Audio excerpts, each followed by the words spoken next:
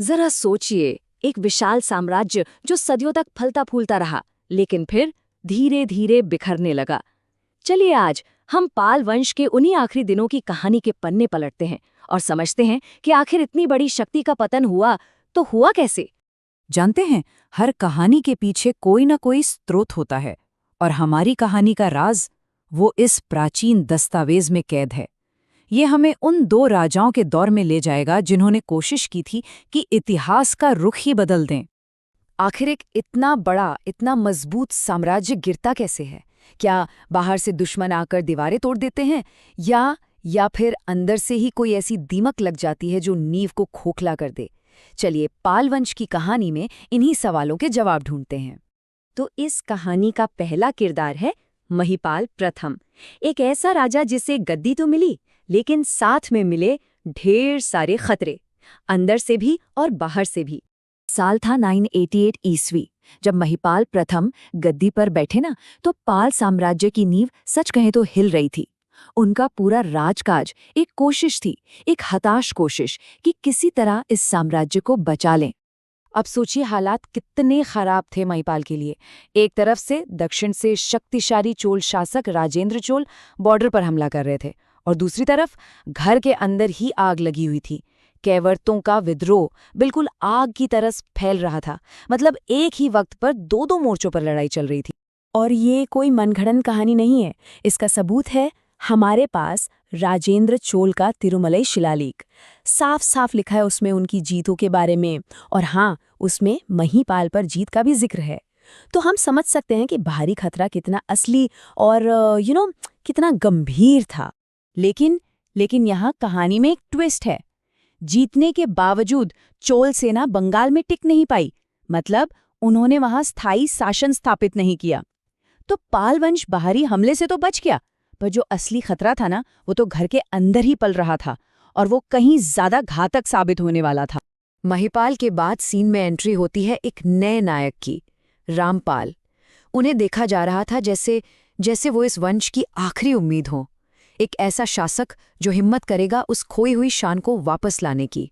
साल था 1077 ईस्वी, जब रामपाल गद्दी पर बैठे, और उनका मिशन बिल्कुल क्रिस्टल क्लियर था। साम्राज्य को टूटने से बचाना है, और उस विद्रोह को जिसने उनके पहले के राजाओं को इतना परेशान किया, उसे जड़ से उखाड़ फेंकना है। और रामपाल ने एक्शन लेने में देर नहीं की। सीधा सैन्य अभियान चलाया केवर्तों के खिलाफ, विद्रोह को पूरी तरह कुचल दिया और उनके नेता को कैद कर लिया। ये एक शक्तिशाली शासक का निर्णायक एक्शन था, जो अड़ा हुआ था कि नहीं, समाज को तो मैं वापस पटरी पर लाकर ही रहूंगा। रामपाल का प्रभाव इतना जबरदस्त था, सोचिए कि उनके जीवन पर एक पूरी किताब लिखी गई, रामचरित। किसी राजा का अपना जीवनीकार हो, यही बताता है कि वो इतिहास में कितने महत्वपूर्ण थे। वो बस कोई एक और राजा नहीं थे, नहीं, उनकी कहानी ऐसी थी जो सुनाने लायक थी। उनकी विरासत ऐसी थी जिसे संभाल कर रखना जरूरी था। पर यही कहानी एक दुखद मोड़ लेती है। रामपाल की इतनी सारी कामयाबियों के बावजूद भी ये सब कुछ वंश को बचाने के लिए काफी नहीं था, क्योंकि कभी-कभी एक अकेले इंसान की ताकत एक गिरते हुए साम्राज्य को हमेशा के लिए थाम नहीं सकती।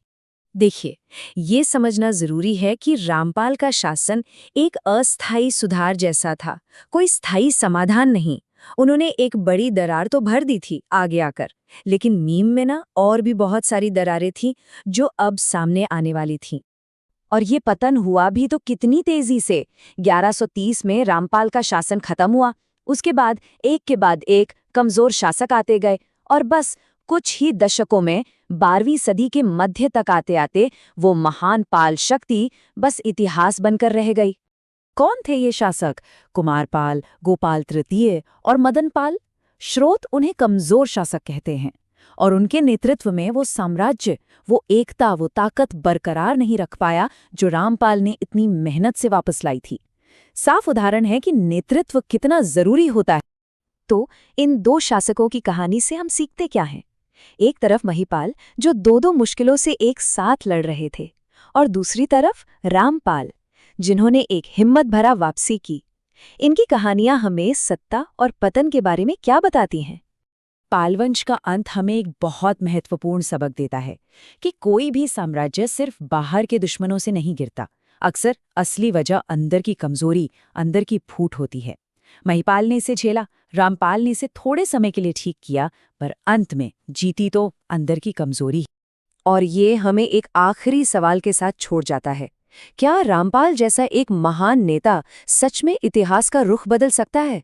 या फिर क्या कुछ ताकतें, जैसे घर की लड़ाई और वक्त का बहाव, इतनी शक्तिशाली होती हैं कि आखिर में सबसे मजबूत दीवारें भी गिर ही जाती हैं? सोचने वाली बात है।